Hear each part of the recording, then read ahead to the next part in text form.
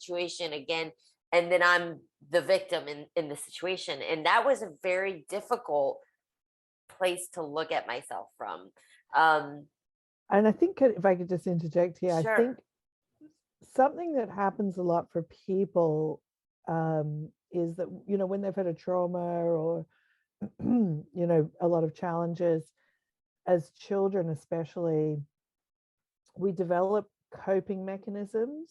And I have a whole blog series written on this, like the difference between coping versus healing.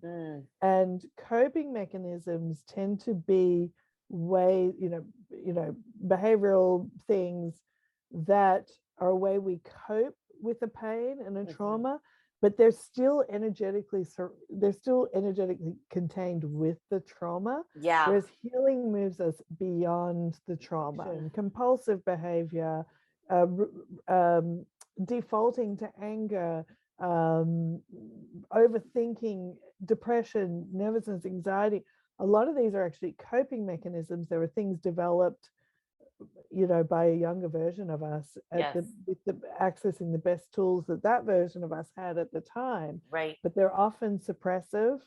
They're often the charge of the wound is still running the show, even though the person's able to function somewhat even with that wound. And again, this is why we want to bring a lot of love and compassion to that part of us that developed that coping mechanism, because the pain of whatever they're feeling was so great, they came up with that to cope, and they've survived with that coping mechanism. And yes. This is why it's often fiercely defended by our nervous system. In fact, what this process does is it ends the cycle of suffering of these these things coming up to the surface because they want to be integrated, and then the old mind system pushing them back down, and then they come back down. That's like anxiety and depression are good examples of states of being that we develop when we're in this cycle of suffering, of instead of just